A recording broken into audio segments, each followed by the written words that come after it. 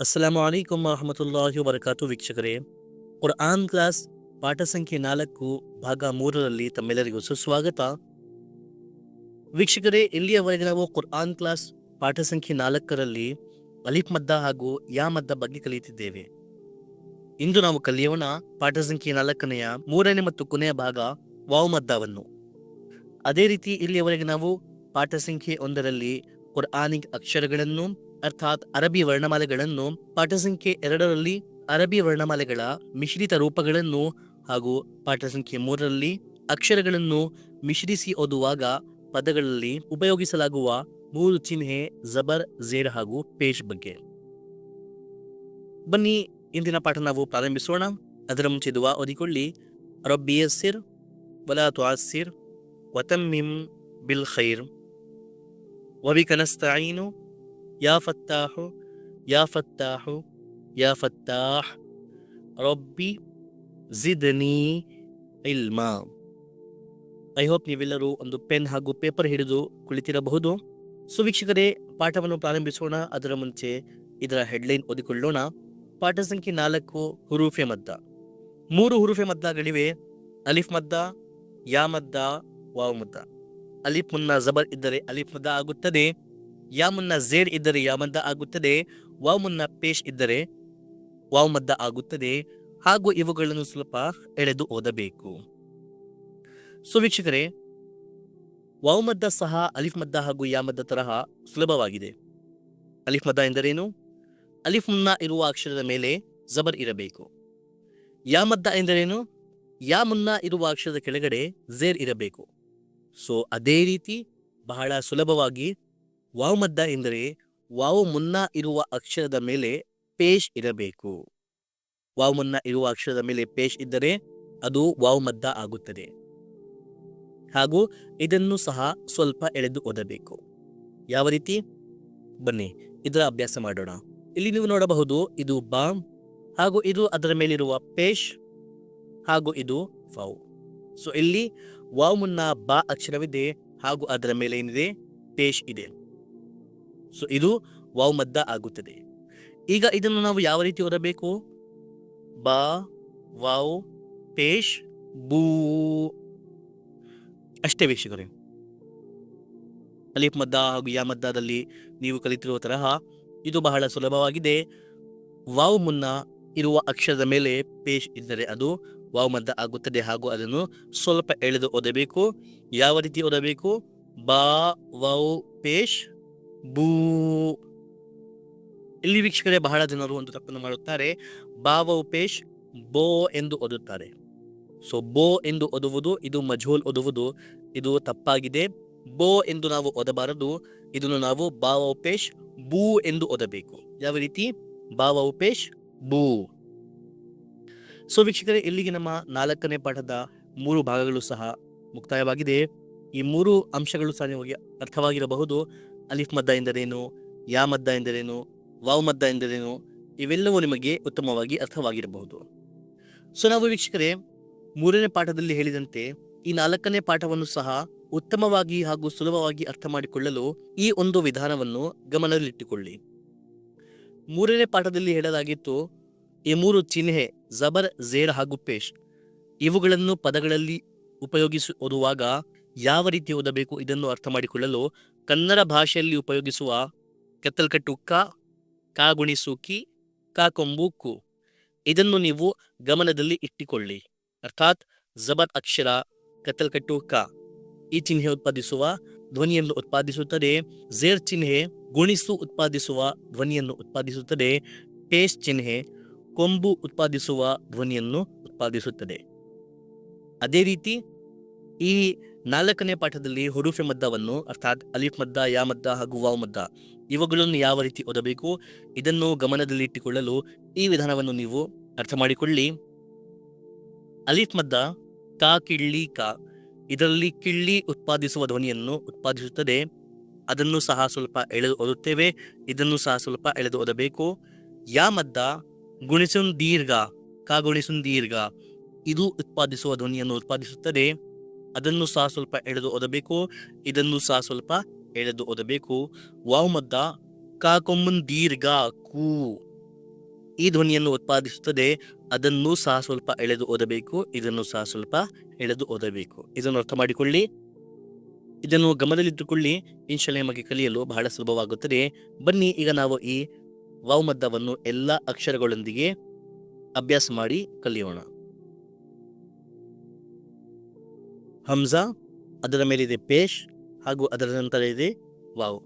So wow ಮುನ್ನ ಇರುವ ಅಕ್ಷರ ಹಂಜಾ ಮೇಲೆ ಪೇಶ್ ಇದೆ. ಸೊ ಇದು ವಾವ್ ಮದ್ದ ಆಗಿದೆ ಹಂಜಾ ಅಕ್ಷರದಲ್ಲಿ. ಇದನ್ನು ನಾವು ಯಾವ ರೀತಿ ಓದಬೇಕು? ಹಂಜಾ ವಾವ್ ಪೇಶ್ ಊ,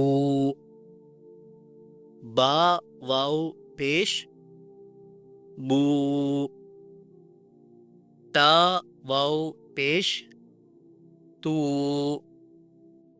ತಾ ವಾವ್ ಪೇಶ್ ರೂ, ಜೀಮ್ ವಾವ್ ಪೇಶ್ ಜೂ, ಹಾ ವಾವ್ ಪೇಶ್ ಹೂ, ಖಾ ವಾವ್ ಪೇಶ್ ಖೂ,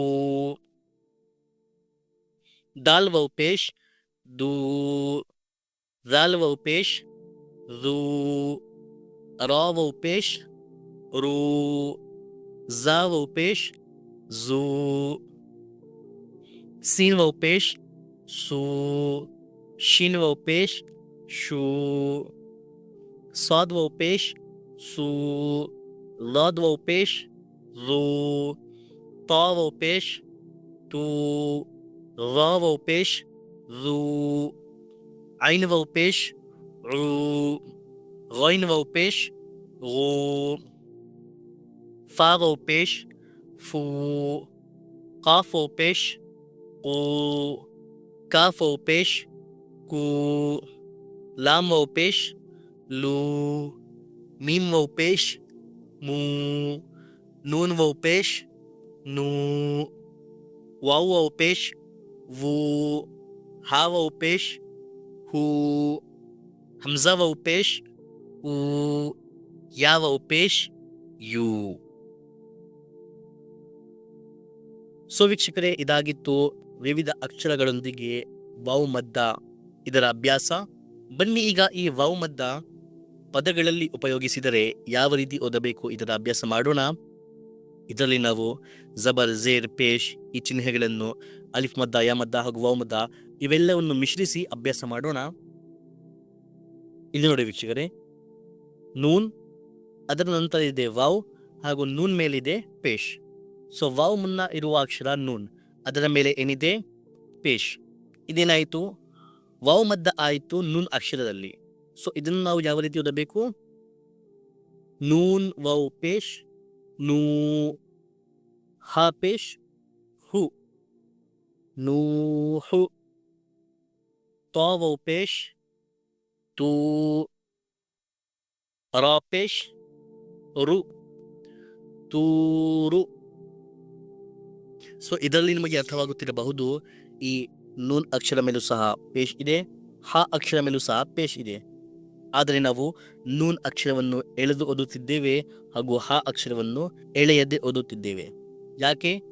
ಹಾ ಅಕ್ಷರದಲ್ಲಿ ಕೇವಲ ಪೇಶ್ ಚಿಹ್ನೆ ಇದೆ, ಇದು ಹರಕಾತ್ ಆಗಿದೆ, ಇದನ್ನು ಎಳೆದು ಓದಬಾರದು.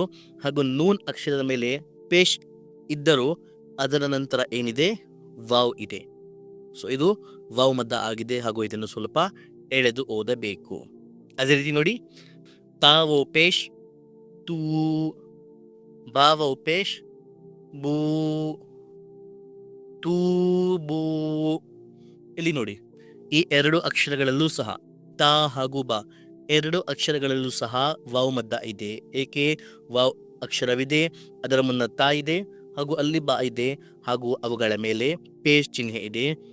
ಹೀಗಾಗಿ ಈ ಎರಡನ್ನು ಸಹ ಎಳೆದು ಓದುತ್ತಿದ್ದೇವೆ. ಅದೇ ರೀತಿ ಇನ್ನೊಂದು ಉದಾಹರಣೆ, ಕಾಫ್ ಅಲಿಫ್ ಜಬರ್ ಕಾ, ಲಾಮ್ ವಾವ್ ಪೇಶ್ ಲೂ, ಏನಾಯಿತು? ಕಾಲೂ. ಇಲ್ಲಿಯೂ ಸಹ ಎರಡು ಅಕ್ಷರಗಳನ್ನು ಎಳೆದು ಓದುತ್ತಿದ್ದೇವೆ. ಯಾಕೆ? ಕಾಫ್ ಅಕ್ಷರದಲ್ಲಿ ಅಲಿಫ್ ಮದ್ದ ಇದೆ ಹಾಗೂ ಲಾಮ್ ಅಕ್ಷರದಲ್ಲಿ ವಾವ್ ಮದ್ದ ಇದೆ.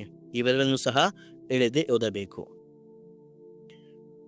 ಅದೇ ರೀತಿ ಇನ್ನೊಂದು ಉದಾಹರಣೆ, ಯಾವ ಪೇಶ್ ಯೂ, ಹಾಯಾಜೇರ್ ಹೀ, ಏನಾಯಿತು? ಯೂ ಹೀ. ಇಲ್ಲಿಯೂ ಸಹ ವಾವ್ ಮದ್ದ ಹಾಗೂ ಯಾ ಮದ್ದ ಎರಡೂ ನಮಗೆ ಕಾಣಿಬರುತ್ತಿದೆ. ಹೀಗಾಗಿ ನಾವು ಈ ಎರಡನ್ನು ಸಹ ಎಳೆದು ಓದುತ್ತಿದ್ದೇವೆ.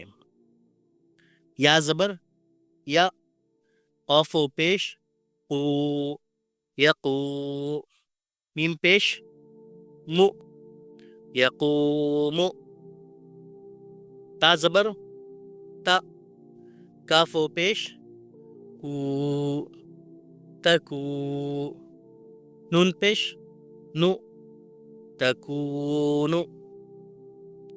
ಹಾ ಅಲಿಫ್ ಜಬರ್ ಹಾ, ರಾ ವಾವ್ ಪೇಶ್ ರೂ, ಹಾರೂ, ನೂನ್ ಪೇಶ್ ನು, ಹಾರೂನು.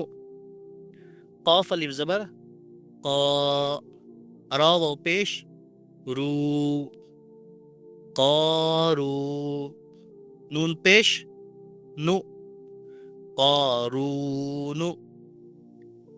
दाल अलिफ ज़बर दा, खाजिर खी, दाखी, रा वाव पेश रू, दाखिलू, नून ज़बर न, दाखिलून. ಐ ಹೋಪ್ ನಿಮಗೆಲ್ಲರಿಗೂ ಅರ್ಥವಾಗಿರಬಹುದು. ಇದಾಗಿತ್ತು ತಿದ್ದಿ ಓದುವುದು ಅರ್ಥಾತ್ ಹೆಜ್ಜೆ ಓದುವುದು. ಇದರ ಅಭ್ಯಾಸ ನಾವು ಮಾಡಿದ್ದೇವೆ. ಬನ್ನಿ ಈಗ ನಾವು ತಿದ್ದದೆ ಹಾಗೆ ರವಾ ಒಂದೇ ಸಮನೆ ಈ ಪದಗಳನ್ನು ಓದುವ ಅಭ್ಯಾಸ ಮಾಡೋಣ. ನೂಹು, ತೂರು, ನೂರು, ತೂಬೂ, ಕಾಲೂ, ಯೂಹಿ, ಯಕೂಮು, ತಕೂನು, ಹಾರೂನು, ಕಾರೂನು, ದಾಖಿರೂನ. ಅಷ್ಟೇ ವೀಕ್ಷಕರೇ. ಐ ಹೋಪ್ ನಿಮಗೆಲ್ಲರಿಗೂ ಎಲ್ಲವೂ ಸ್ಪಷ್ಟವಾಗಿ ಅರ್ಥವಾಗಿರಬಹುದು. ಅಲ್ಹಮ್ದುಲಿಲ್ಲಾ, ಇಲ್ಲಿಗೆ ನಮ್ಮ 4ನೇ ಪಾಠ ಮುಕ್ತಾಯವಾಗಿದೆ. ಇಲ್ಲಿಯವರೆಗೆ ನಮ್ಮೊಂದಿಗೆ ಕಲಿಯುತ್ತಾ ಬರಲು ಬಹಳ ಬಹಳ ಧನ್ಯವಾದಗಳು. ಬರೆಯುವುದಾದರೆ 10 ಬಾರಿ ಬರೆಯುತ್ತಾ, ಓದುವುದಾದರೆ 15 ಬಾರಿ ಓದುತ್ತಾ ಅಥವಾ 15 ಬಾರಿ ಓದುತ್ತಾ ಇದರ ಅಭ್ಯಾಸ ಮಾಡಿರಿ. ಇನ್ನು ಮುಂದೆ ನಾವು ಮಾತನಾಡೋಣ ಇನ್ನೊಂದು ವಿಡಿಯೋಲಿ. ಅಲ್ಲಿಯವರೆಗೆ ಫಕತ್ ವಸ್ಸಲಾಂ.